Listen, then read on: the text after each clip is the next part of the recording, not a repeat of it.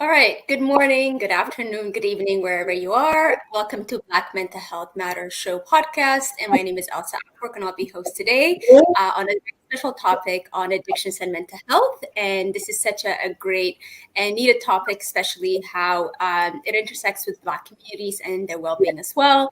And just want to quickly say that today is also International Men's Day, which is a day to recognize the cultural, political, and socioeconomic achievements of men. And this is so nice, especially with our Black men as well. So, with that said, I am very excited to host our special guest today, Keisha Brown. And Keisha, you are a licensed clinical psychologist in the mental health field. So, if you can please, first of all, welcome. Um, Yeah. and if you can please introduce yourself, tell us who you are, tell us about you, where you're located, what you do, and why you do what you do. Okay. Well, I'm Keisha Brown, and I'm a licensed professional counselor and a licensed substance abuse treatment practitioner. I'm located in the United States, in Virginia. I currently work at a psych hospital. I work with psych patients, and I love what I do. I've been licensed as a LPC for 10 years now, and I've been working in the mental health field for a little over 20 years. So I am so happy to be here with you all, and I hope I can help more in the future in any way that I can.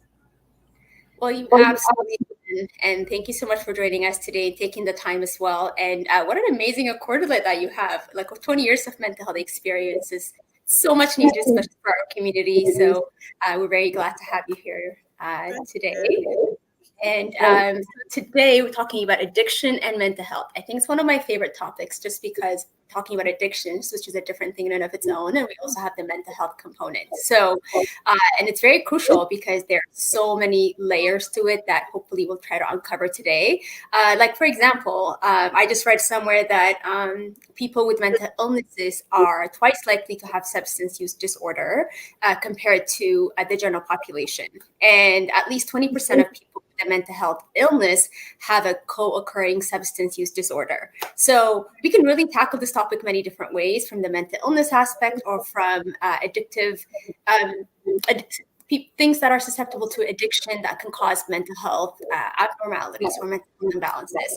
So there's just so many things that are related to mental illnesses. Like I said, there's also mental health problems that occur from addiction and addictive patterns and behavior as well. So we will hopefully be able to dive into some of these topics, some of these intersectionalities, and also getting to know, what causes addiction, how it affects our mental health, and are they related to mental health illnesses. So with that said, let's begin by actually diving into the concept and understanding what it is that we're trying to say. So my first question to you, Keisha, is what is addiction? Well, addiction, it's the fact or condition of being addicted to a particular substance, thing, or activity. Mhm. Yeah. I'm sorry. Were you about to say something? No, I was going to say, like how you said, um, pattern, substance, or activity, because we also have addictive behaviors. I think addiction is always associated with substance. I think that's the first thing we equate it to. So that's a good way of putting it. So, do you think what are some of the most common things that lead to addiction? Oh, wow. There's quite a few things, but on the top of my head, I would say that peer pressure, Mhm, physical, mental abuse, sexual abuse, mhm, um, early exposure to drugs. If mhm, you're raised in an environment where smoking marijuana or drinking mhm. alcohol is the norm, that can be a common thing that can lead to addiction and also mental illness. Right, right. And there's just so many layers to that, like I said. So, do you think there's such thing as a good versus bad addiction? I say this because coffee is addiction. So, is there such thing as a good and a bad addiction or addictive behaviors, I guess? I think that all addictions are bad. And my reason is if you don't use things in moderation, you know, Hmm. become bad for you. Okay, so we know that substance abuse and alcohol abuse can lead to many health issues and cause a life of turmoil. But we would think that eating healthy and exercising a lot will be a good thing. Okay, so if you're eating a lot of vegetables and you're not adding any protein, your body can be losing protein. So that can be harmful. If you're constantly exercising and to the point that you injure yourself, that can be harmful. Right. So, yeah, I think as long as we're using um, things that's supposed to benefit us in moderation, that's fine. But when anything becomes an addiction, I think it's harmful. Okay, that's a good way of putting it. So in that case, then talking about harm and how that can harm our mental health, what is the connection between mental health and addiction? Okay. Well, mental illness can contribute to drug use and addiction. People with mental illnesses may self-medicate Mhm.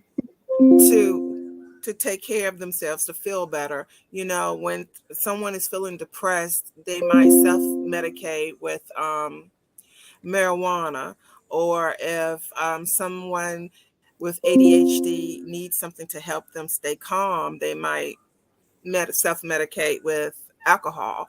So yeah, I think that's the connection. Okay, so in that sense, then addiction can be classified as a mental illness? Um, yes, I think so. Okay. Yes, I consider both a complex brain disorder and a mental illness. Mhm. In that Yes. case, then, so in your experience as and in your field, what mental illness is most associated with addiction, or what mental illnesses are mostly associated with addiction? I noticed a lot of patients that's dealing with psychosis. Mhm. They will try to self-medicate. I noticed that they um, will like to self-medicate with cocaine or crack cocaine, and a lot of them smoke cigarettes as well. ADHD, I've seen some ADHD patients, some borderline personality. A lot of the personality disorders will do the same thing, as well as antisocial personality disorder. Mhm. And are there like repeated patterns with, how can addiction or patterns of addictive behavior affect our mental health? Yeah, if you or someone you care about is chronically using drugs or alcohol, it can lead to changes in their brain, which can lead to mental health issues. They can become paranoid, depressed, have anxiety, aggression, hallucinations, and other problems. Oh, okay. Yeah. So in your experience then, from what are the chances, I guess this is I guess out of the scope of what I wanted to ask, but are there like high returners of those with those behaviors coming into seeking like mental health services from you than those that are first time abusers of substance abuse or other addictive behaviors? I see a lot of returners that are, have psychosis diagnosis, um, bipolar diagnosis, a lot of dual diagnosis. Yeah, they're constantly returning. Yeah. Mhm. So would there be like a repeated, so if they come in for one mental health problem with overuse of a certain substance, could they develop another mental illness in your experience or?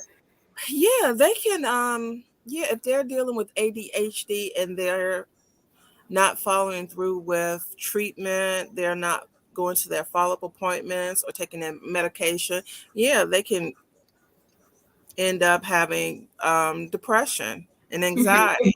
Yeah, so there's other mental health issues that can come along because of not focusing on treatment, not completing treatment, not doing what they need to do to help themselves. So how is that? So those that self-medicate, I guess, is there like a harm in that? And what is the harm that causes that to further develop other behaviors besides addiction? Because a lot of the people that I notice too are trying to self-medicate because they think it's a treatable problem and not a reoccurring one. So Well, yeah, other than the addiction, it can cause them to have some physical conditions as well. They can have smoking cocaine can cause them to have heart issues, and it can cause their blood pressure to be high. It can cause a lot of physical health issues. Yeah. right. Because I think when we talk about mental health, sometimes we separate it to say, psychosis is a mental health problem, but I don't want to say just misdiagnosis, but also trying to self-medicate certain problems that also have harm in the physical aspect. And I see even in previous like mental health services that I worked at, where they come in for one thing, but they could have 5, 6 different things in return, and then it could have like a dire physical effect. So, it's just interesting to see it from a therapist's perspective. So, I guess my next question to you, Keisha, is in the past, attention epidemic, because I want to bring this back to Black mental health and how it affects Black men. Now that we've defined some of these concepts and some parallelisms between mental health, mental illnesses, and addiction or addictive behaviors. So in the past, attention epidemic has focused primarily, obviously, on white suburban and rural communities, and which has been less so on Black communities. Could also be experiencing similar problems, if not more. For various reasons. So, do you think that there is a lack of commitment in addiction and mental health resources for Black communities today?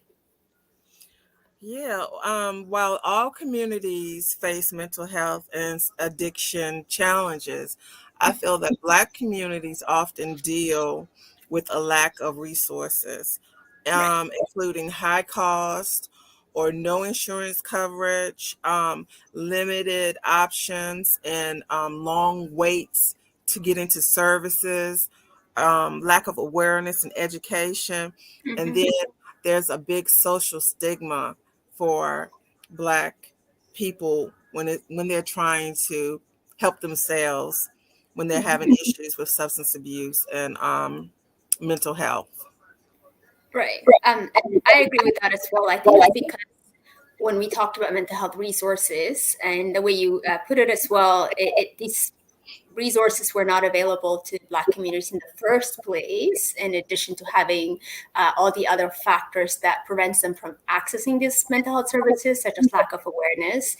Could also be socioeconomic status. It's mental health services are costly, and resources don't come cheap as well. I mean, now I think there's more affordable options, and in the day and age of technology, I think there's things like mental health apps that I hope are people using them for. But even with, and I said today, it's because if we track back even 5 years ago, technology didn't. Yeah, we still had internet, but we didn't have a lot more services than we do now. So has there been any change, or has there been any progress, even from your experience? Yeah, I think there's been some progress.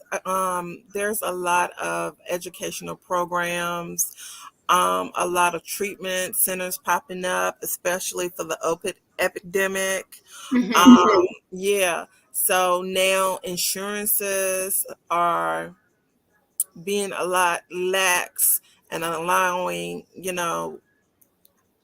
people to get coverage. If at one time only pregnant women and women with children could get Medicaid, and now men Hmm. are able to utilize that resource. So I do think things are moving in a better direction, and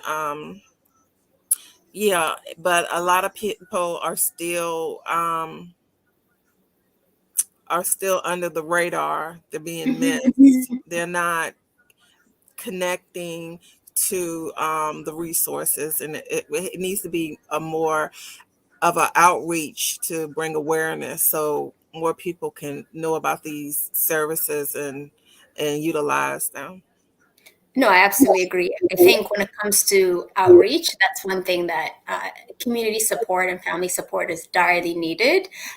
Because I think we talked about it a bit before we started the show, is that there's this stigma associated with wanting to access, admitting even mental health problem in Black communities. And I guess just a quick question, just in addition to that, for our experience, is that do you see a lot more minority groups? I just want to just broaden a little bit, coming into you for therapeutic services, and if so, have you seen an increase in more a diverse group coming to you for mental health services as opposed to the white community per se? Yes, I have. I've seen more people of color, and a large percent of men are now coming in for services, for mental health services and counseling. And at one time, I barely saw men, and it was like to ask for help, to ask for mental health or addiction treatment is admitting to having a weakness. Mm-hmm.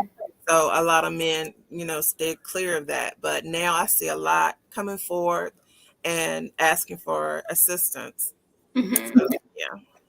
I mean, that's actually I don't know, it's nice to see that progress. And I call it progress because I think there's a lot of stigma associated with men. I think it's a lot more than it is for women, because women were, I think, socially taught to express ourselves, so we're more likely to open up to our problems and or with regards to our problems. So and I actually just did the show last week on technology, and I think I remember one of my guests saying that he's actually seeing a lot more frequent men using mental health apps to access mental health services, which I think is really kind of interesting because, of course, with mental health apps, you're creating that, there's a disconnect of not wanting to reach out to a therapist like you face to face, but they're more comfortable at least accessing a mental health service, which I think is so good in my space, in my head, just because I come from a cultural background where men are not even expressive about emotions, let alone mental health challenges. So it's nice to see that progress, and hopefully it continues that way and it can go that direction. So, which leads to my next question, is that how can a family member or a community, especially Black communities, what can they do when one of their own or one of their loved one is struggling with addiction? How can they encourage better care and accessing in mental health services? Before I get to that question, I wanted to piggyback a little bit more about what you said about the apps and people finding more resources from apps. I also, I felt like one of the good things that came out of the pandemic was a lot of health services was offered virtually. Right. Yeah, so that really allowed people, men and women of color, to access these resources for mental health and addiction therapy and treatments from the comfort of their living room. That increased the confidentiality. No one knew that they were seeing a therapist that was receiving this treatment. They were able to receive services and get the help they needed so they can start on the road to sobriety. So yeah, I agree with you. Having the apps and the virtual spaces where therapists can provide therapy, yeah, it's really an awesome outcome from the pandemic. This is coming from a therapist yourself, so that's a good thing to hear. And I think it's because you're right, though, it reduces that socioeconomic struggle as well, having to go access, because there's a lot of costs associated with wanting to go to a therapist. And especially in culture, Black culture in and of itself is, there's still that stigma, even though we talked about mental health, there's still that stigma embedded in men, especially, that if they are seen, you mentioned it earlier, it's a sign of weakness to seek a mental health a mental health service or to see a therapist. So in the comfort of their own home, at least they're able to virtually experience themselves. And you're right, that is one good thing that came out of the pandemic, and also a lot of virtual health services that are happening. And I'm also seeing that change in some countries in Africa as well, and that it's becoming like a big thing, that it's like, oh, I can do this from my home. Like, I don't actually have to go express my feelings. I can just express my feeling here, which I think creates a more comfortable space. Because when I think of, like, when I used to think of mental health services, I think of like that Freudian chair, having to sit there and cry your eyes out. Not but now it's just sit on your own couch, have your coffee, and you can talk about, you're more willing to talk about what it is that's bothering you, and knowing that there's someone else that's listening out there. So bad COVID, but also before. Yeah. So Exactly. that's a good point that you brought out there. So with that said, then how can we encourage our communities to we can encourage our loved one or the individual to seek help. I'm sorry, to seek help. This may include finding treatment resources for them, finding a therapist who specializes in addiction counseling, and getting help for your loved ones. But we also need to understand that the loved one of the person who has the addiction also needs support. I feel like if there's someone in search of services because their son is abusing drugs, that mom or dad needs some resources and support as well. So, they can be referred to resources. We can set better examples, have a healthier living and pretty much giving up recreational drugs and alcohol, and to be sober and have that just be that person that's showing them a clean, healthy life, to be that positive role model. Right. I mean, you really highlighted the main thing there is that the support that we're providing, and I see it through like parents, even my parents themselves, they're also people susceptible of, their own problems. So to provide that support for them. And I think that's the most crucial part, because the support needs to support themselves. And Exactly. they are the unsung heroes as well, right? Because I just asked, what can we do as a person if we see someone struggle? But we also need that help so that we have the right tools and the right support, so that we can be able to better help the person in need. And so as in your profession, then as a therapist, what's your advice when it comes to someone who's struggling with their mental health due to addiction? My advice would be to get treatment. Yeah, just to reach out to a therapist or even their PCP, because they may need medication to help with mental health issues, so they won't have to self-medicate.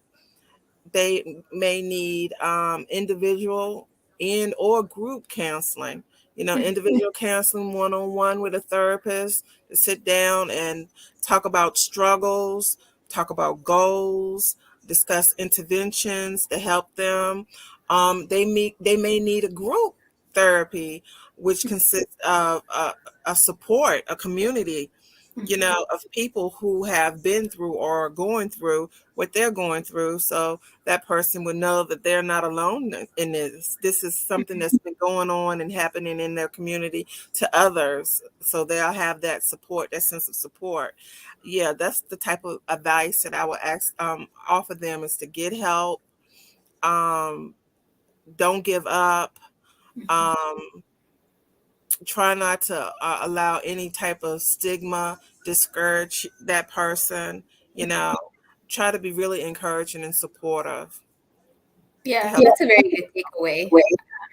I think especially that they're not alone. I think because mental health problems, whether caused by addictions or not, that it makes you feel isolated and it makes you feel very alone. So it's nice to at least to encourage better care, to say that, you're not alone yet. Yes, you're going through it alone, but there's also support system behind you. So I know we're crunched on time today. We're very grateful to have you today, Keisha. Hopefully we'll have you for more topics. I really want to dive into this topic more further. So hopefully we'll come back and we can talk about it more. But what is your takeaway message for today's topic, from your experience? My takeaway would be to be supportive and just be kind to people, because we never know what someone's struggle is, what someone is going through. Just a friendly smile, a hello, you know, and if you see somebody that needs help, if you can point them in the right direction, that would be awesome. Just we need to start loving everyone, because we're all human, and we just need to be there for each other and be a support and a love for each other. Yes. Yeah. That's a simple, very, very profound message, and that's all we need at the end of the day. We're human, and a simple smile can go a long way. So thank you so much. And where can people find you, Keisha? Okay, well, they can find me. Let me see. they can give me a call. I do private practice counseling, Brighter Dawn Counseling Services. They can Google that and get my information, or they can give me a call at 434-250-0081. That's my office sale number, so they can contact me that way. And yes, I have slots available. So if someone needs some therapy or some addiction counseling treatment, please get in touch with me. That sounds great. Thank you so much for answering all our questions today, and at least we uncovered some parts of. I think this is such a huge topic. Like I said, two of them could be discussed in their own realm, and to be able to create that intersectionality, especially for Black communities, is so essential. But yeah, and we're very grateful that you were able to join us today for a short time. We're very appreciated. Thank you so much, and you have yourself a very wonderful day, Keisha. Thank you, and you do the same. Thank you. Bye.